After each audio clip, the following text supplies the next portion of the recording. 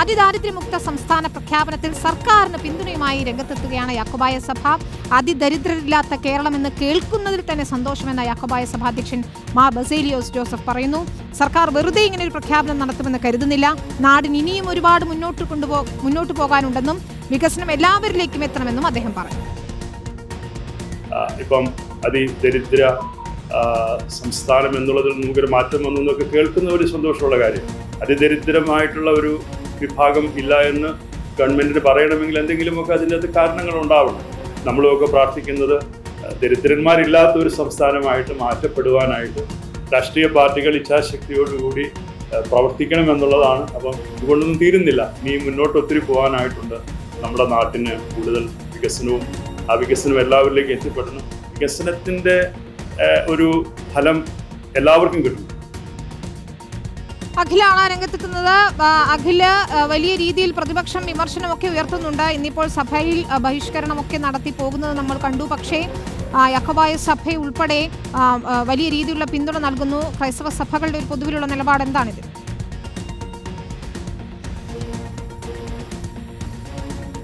വിനീത, ഈ വിഷയവുമായി ബന്ധപ്പെട്ട പ്രതിപക്ഷത്തിന്റെ പ്രതിഷേധമൊക്കെ അവിടെ ഒരു ഭാഗത്ത് നിൽക്കുമ്പോൾ എന്തായാലും യാക്കോബായ സഭ സർക്കാരിനെ ചേർത്ത് നിർത്തുകയാണ്, അല്ലെങ്കിൽ സർക്കാരിന് വലിയ പിന്തുണ നൽകുകയാണ് എന്നുള്ളത് തന്നെയാണ്. കാരണം ഒരു കാരണമില്ലാതെ സർക്കാർ ഇത്തരത്തിലൊരു പ്രഖ്യാപനം നടത്തില്ല. അതായത് അതിദരിദ്രരില്ലാത്ത സംസ്ഥാനമായ എന്നൊരു പ്രഖ്യാപനം കാരണങ്ങളില്ലാതെ നടത്തില്ല എന്നുള്ളത് തന്നെയാണ് ഈ പ്രതിപക്ഷമൊക്കെ ഉന്നയിക്കുന്ന ആ കാര്യം എന്ന് പറയുന്നത്.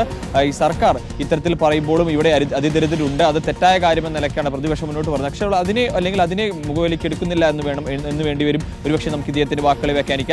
അത്തരത്തിലുള്ള പ്രതികരണം തന്നെയാണ് നടത്തുകയും ചെയ്തിരിക്കുന്നത്. സർക്കാർ ഇത്തരം പ്രവർത്തികൾ മുന്നോട്ട് പോകുന്നതല്ല. അതായത് അതിദരിദ്രരില്ലാത്ത ഒരു സംസ്ഥാനം, അതിനുവേണ്ടി തന്നെയാണ് എല്ലാവരും ആഗ്രഹിക്കുന്നത്. അത്തരത്തിലുള്ള സംസ്ഥാനം മുന്നോട്ട് പോകണം. ഒപ്പം തന്നെ ഇതൊരു അവസാനമല്ല, അല്ലെങ്കിൽ ഇതിൽ നിൽക്കുന്നില്ല, ഇനിയും ഒരുപാട് വികസനങ്ങൾ സംസ്ഥാനത്ത് വേണമെന്ന് അദ്ദേഹം പറയുമ്പോഴും ഈ അതിദരിദ്രരില്ല എന്ന വാക്ക് അല്ലെങ്കിൽ അത്തരത്തിലുള്ള ഒരു വാർത്ത അത് വലിയ സന്തോഷം നൽകുന്ന കാര്യമാണ് എന്നുള്ളത് തന്നെയാണ് അദ്ദേഹം പ്രഖ്യാപിക്കുകയും ചെയ്തത്.